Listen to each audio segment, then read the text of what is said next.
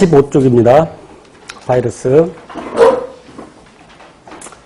아까 우리 생물의 특성을 공부했는데 지구상에 있는 어떤 녀석은 어찌 보면 생물인 것 같기도 하고 어찌 보면 생물이 아닌 것 같기도 하는데 그 녀석이 누구냐면 바로 이 바이러스죠.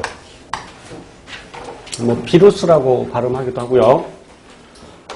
원래 독이라는 뜻을 갖고 있었다고 해요.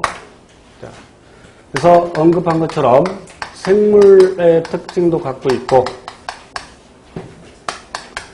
비생물적 특성도 갖고 있는데 우선 비생물적 특징부터 살펴보면 아까 모든 생물은 예외 없이 세포로 구성되어 있다고 그랬죠.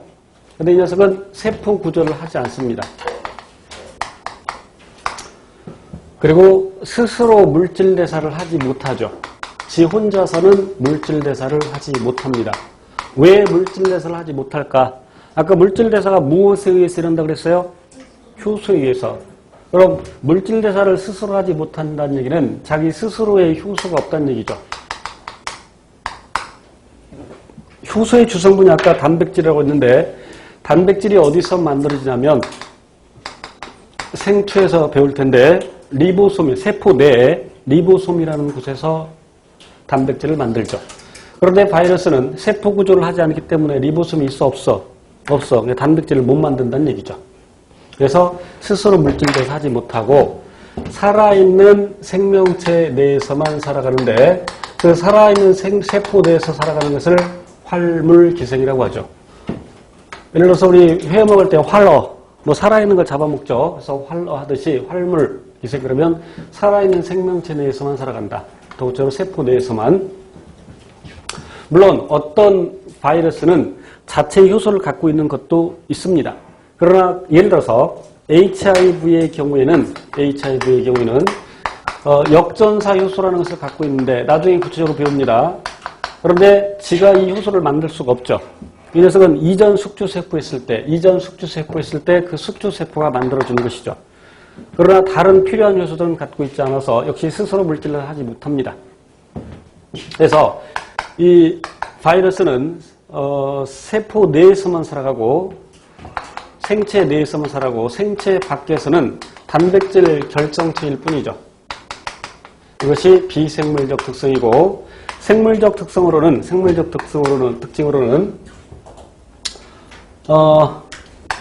이 녀석도 돌연 변이가 일어나면서 그다음에 적응이 일어나고 진화 일어나고 물론 유전 현상도 일어날 수 있죠.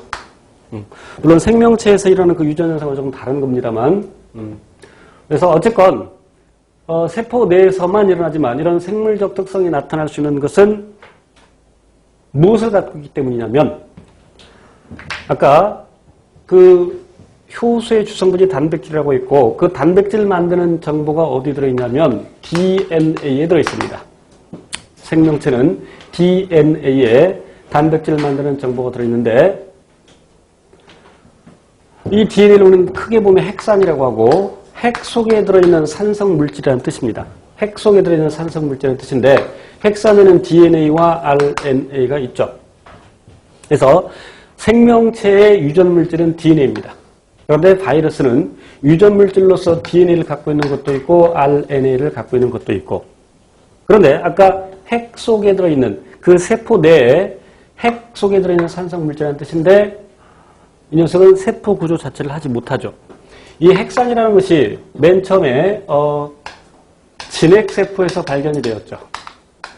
진핵세포와 원핵세포를 나눌 때 지구상에 있는 그 세포를 크게 두 종류로 나눌 때 진핵세포와 원핵세포로 나눌 수 있는데 진핵세포의 대표적인 것은 사람의 세포로 생각하면 되고 원핵세포의 대표적인 것은 세균세포로 생각하면 됩니다. 그런데 이렇게 진핵세포와 원핵세포로 나누는 몇 가지 중요한 기준인데 그 중에 무엇보다도 중요한 것이